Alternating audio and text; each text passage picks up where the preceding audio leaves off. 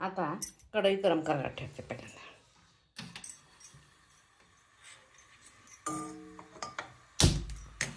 ह्याच्यामध्ये हे 1 वाटी शेंगा भाजायला घालते.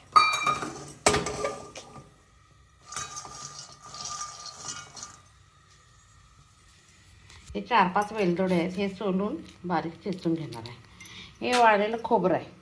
आता हे खोबरं की नाही अर्ध कट करणार आणि 1 वाटी शेंगा आहेत की नाही अर्धी वाटी खोबरं खिसून घेणार आहे. ते बारीक करायला येते. त्याच्यानंतर शेंगा भाजल्यानंतर गार करून ते पण बारीक करून घेणार आहे. कणिक मळून ठेवले, असे मऊ व्हायला पाहिजे. 10-15 मिनटं जरा ठेवले. गव्हाची कणिक, मी मैदा जास्त वापरत नाही. मैदा आरोग्याला चांगला नाही म्हणून मी जास्त वापरत नाही. आणि आता काय करते, हे शेंगाच्या पोळ्या करणार आहे म्हणून मी केलं आहे. आता शेंगाच्या पोळ्याला तूप लावणार आहे म्हणून मी JRBचं तूप आणते. घरी सध्या नाही आहे माझ्याकडे स्टॉकला. JRBचं तूप आणते. आणि हा गूळ फोडून बारीक चिरून घेणार किंवा बारीक खलबत्त्यानं कुटायचं होतं काय बघणार काय होतं. आणि आता 1 वाटी शेंगा झाल्या, अर्धा वाटी खोबरं पण गरम करून घेणार आहे शेंगा झाल्यानंतर. आणि 1.5 वाटी होते, मग 1.5 वाटीला 1 वाटी हे घालणार आहे, गूळ घालणार आहे. म्हणजे पोळीला सारण तयार होते. जर शेंगा भाजायचं, शेंगा भाजायला खोबरं किसून घेते. भाजून जरा गार झाल्या की खलबत्त्यात घालायला येते.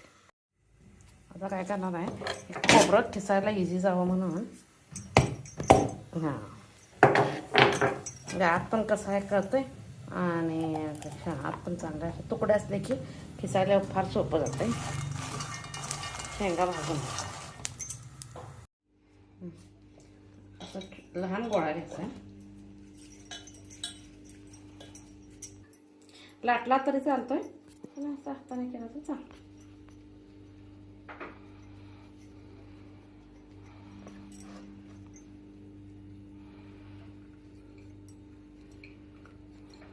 हे मिक्सरला केलं तर नाहीच होतं आहे, पण मी मिक्सरला केलं नाही, खलबत्त्यात केलं. त्यामुळं शेंगदाणे आहे, कुठं शेंगा राहिला ते चेक करायला लागते. काय बघा राहिले, असं राहिलेलं असतं. मिक्सरला केलं की फुल नाहीच होतं आहे, पण टेस्ट दगडाच असते. जरासं दूध लावून ठेवलं की गोल गोळा तयार होतो.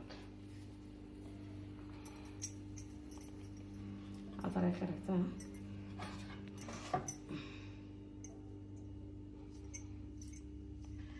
दूध ज्यांना आवडत असेल त्यांनी पाणी लावायचं. ॲक्च्युली आखडी दूध लावलं तर टेस्ट जास्त. म्हशीचं किंवा गाईचं आकडे असते की नाही.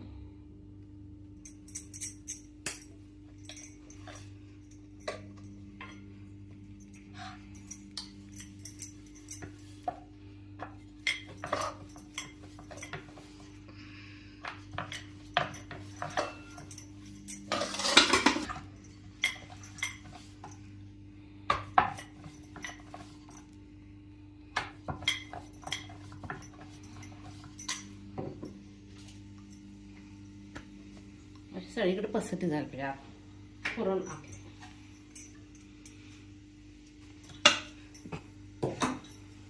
परत असं करायचं.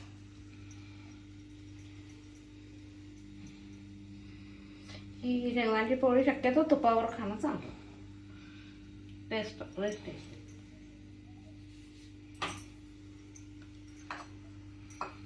जरासं असं दुधाचा हात घालायचं आणि मळायला करायचं. जास्त पण घालायचं नाही दूध, कारण ऑलरेडी गुळ असते नाही, पाणी सुटायला असते.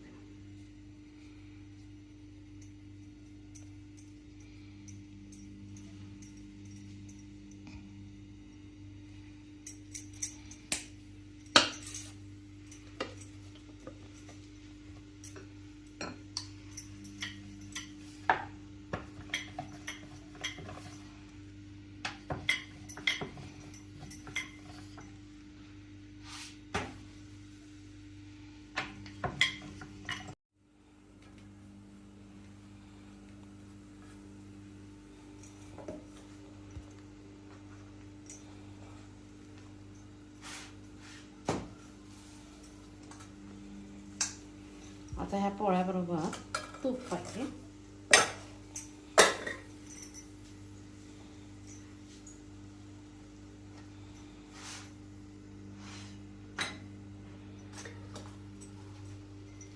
GRB.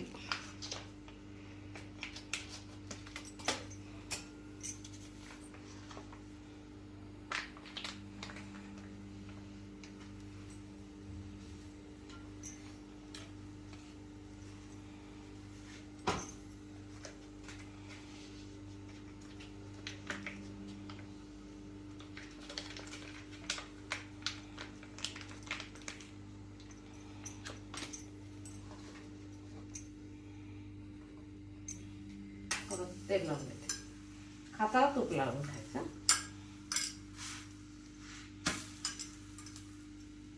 आठ दिवस ठेवलं तरी पण पोळ्याला काही होत नाही. छान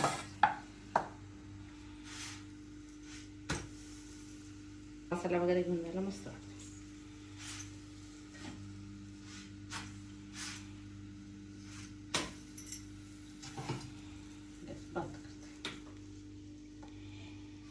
माझी रेसिपी आवडली तर लाईक शेअर करा. शेंगा भाजून काढल्या. आता करेक्ट अर्धी वाटी खोबरं घेतलं. आता खोबरं चांगलं खरपूस भाजून घ्यायचं. बारीक गॅस करायचा.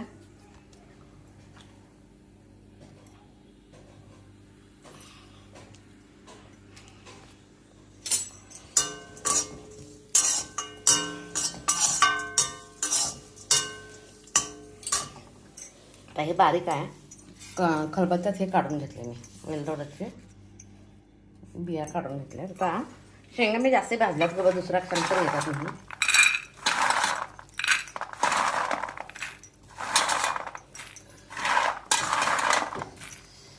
एक वाटीच भाजून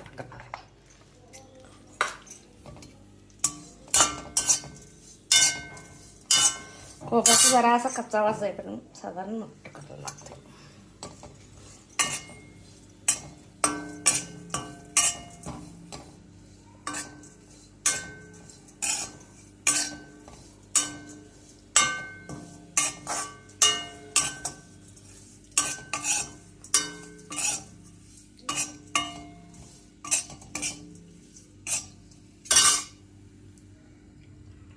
आता काय करायचं, खोबरं भाजेपर्यंत वेलदोडे घातलेले आहेत.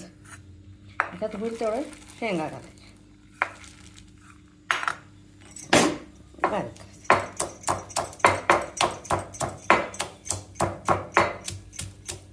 एक 2 वेळा करायला लागेल कारण माझा खलबत्ता लहान आहे. आता खलबत्ता बंद करते. एवढा होतंय. पहिला शेंगा बारीक करून घेते मग खोबरं बारीक.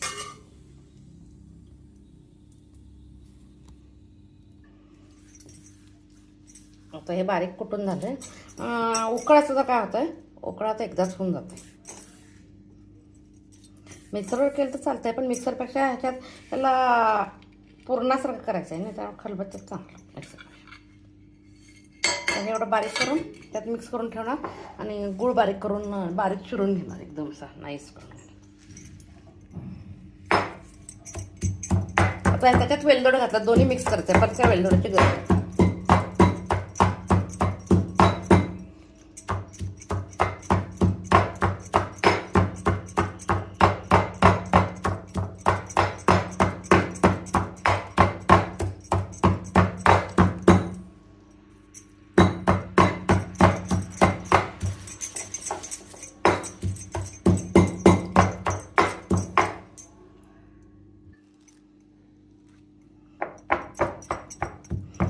खोबराचं हे झालं असलं की नाही असं नाही सुद्धा. चांगलं भाजलं घेतलं की कलर चेंज होतोय पण नाहीच होतंय ना.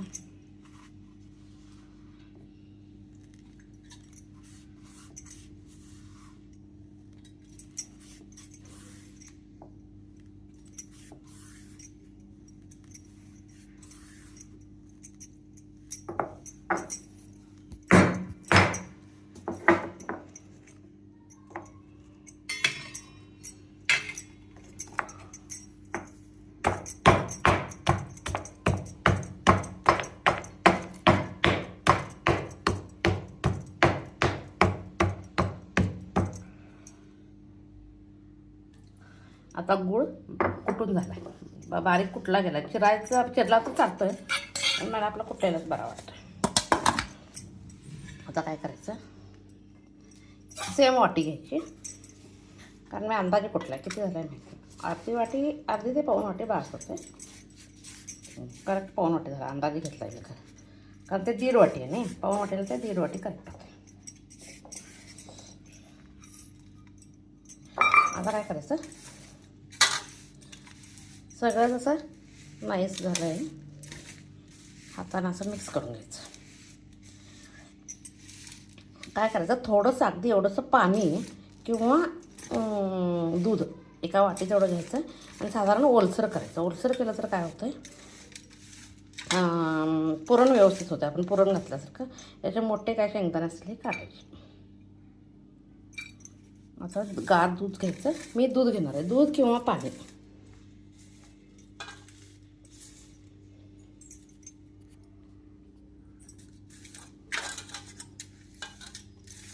तर मिक्स झालं, मी एक वाटीत दूध घेते म्हणजे पोळ्या करायला चालू करते.